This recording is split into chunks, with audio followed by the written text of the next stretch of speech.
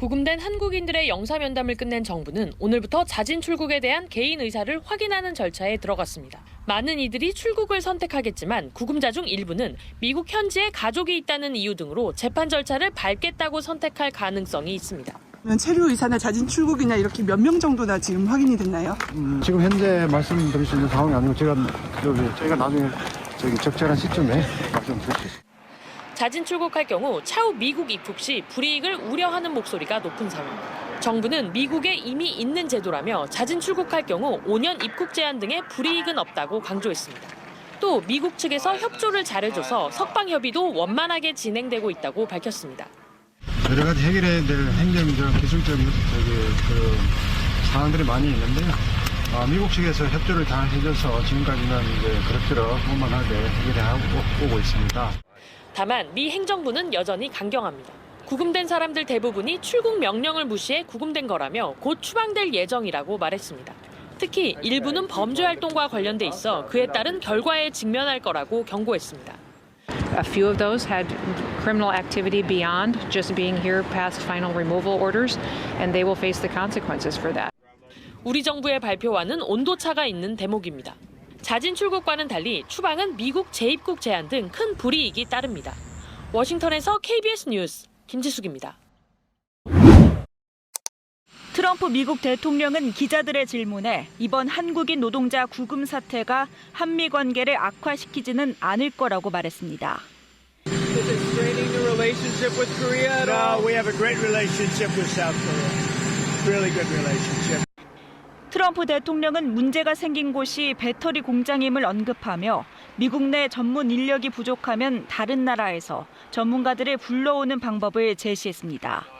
If you don't have people in this country right now that know about batteries, maybe we should help them along and let some people come in and train our people. 트럼프 대통령은 해외 인력이 필요한 분야로 배터리뿐만 아니라 한국 기업이 투자를 진행 중인 선박 건조 등도 언급했습니다. 이번 발언은 해당 분야에서 숙달된 미국 내 노동자가 충분치 않은 만큼 해외 기업의 도움이 필요하고 이를 위해 비자 문제 해결을 검토하겠다는 의지로 해석됩니다. 트럼프 대통령은 소셜미디어에서도 투자 기업의 이민법 준수를 촉구하면서 우수한 인재들을 합법적으로 미국에 데려와 세계적 수준의 제품을 만들도록 장려한다고 강조했습니다. 또 인재를 데려오는 일을 신속하고 합법적으로 가능하게 할 테니 미국 노동자를 고용하고 훈련시켜달라고 기업들에 요구했습니다. KBS 뉴스 홍진아입니다. 미국으로 향하는 조현 외교부 장관. 서둘러 항공편을 찾다 보니 직항이 아닌 경유편으로 워싱턴 DC로 향했습니다. 엄중한 사태입니다. 따라서 제가 이번에 미국에 가서 이걸 빨리 해결을 하고 이분들이 건강한 모습으로 귀국할 수 있도록 최선의 노력을. 조 장관은 마코 루비오 미 국무장관을 만나 한국인 구금 사태 해결을 위한 마무리 협상을 할 예정입니다. 정부는 일단 구금된 300여 명 전원을 자진 출국 형식으로 돌아오게 할 방침입니다. 민항 전세기를 투입할 예정인데 비용은 한국인을 고용한 기업이 부담합니다.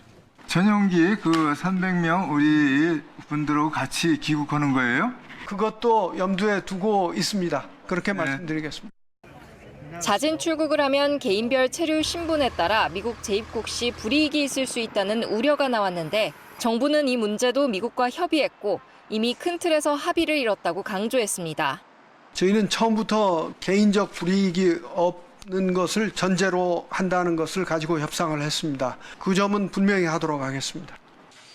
조 장관은 특히 우리 전문가 부족으로 현지 공장 완공이 지연되면 미국도 손해가 클 거라는 점을 분명히 지적할 것이라며 재발 방지를 위해 기업의 애로사항을 미국 측에 전달하겠다고 밝혔습니다.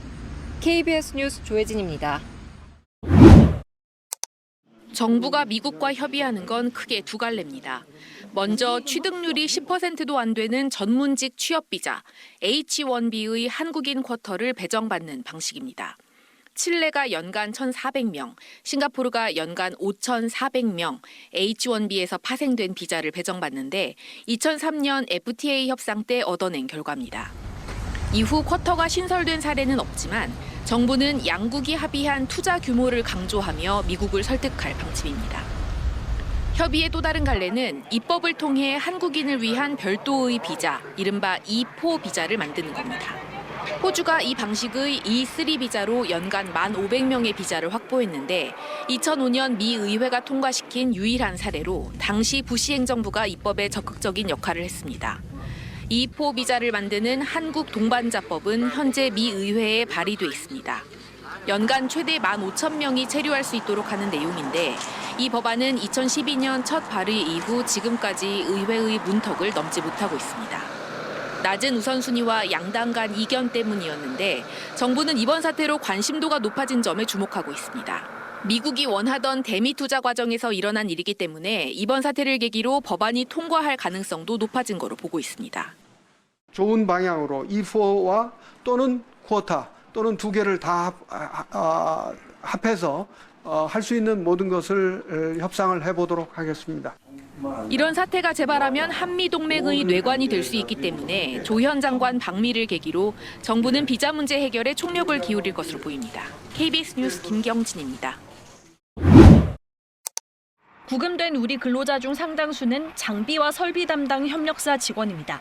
몇 달씩 걸리는 취업비자나 주재원 비자를 받는 대신 단기 상용비자 B1과 무비자 입국이 되는 이스타 등을 소지했다가 체포됐습니다. 저는 8개월 걸렸어요. 한 번에 체류할 수 있는 게 최대 6개월이니까 6개월마다 꽉 채워가지고 이제 돌려가면서 보내는. 이 가운데 B1 비자로는 장비 설치와 교육 등은 가능하지만 장비를 가동해 제품을 만드는 건 금지돼 있습니다. 만지는 건 되지만 돌리는 건 안 된다.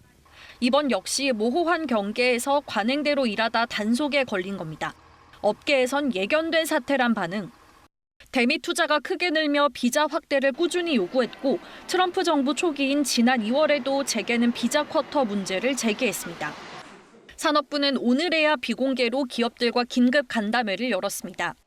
참석한 기업들은 어떤 비자를 어디까지 활용 가능한지 명확한 기준 마련부터 요구했습니다. 취업비자나 상용비자를 받는데 너무 오래 걸리고 협력업체 직원은 그나마도 불가능하다. 호주, 칠레, 싱가포르처럼 전문직 비자 쿼터 확보가 필요하다고도 요구했습니다.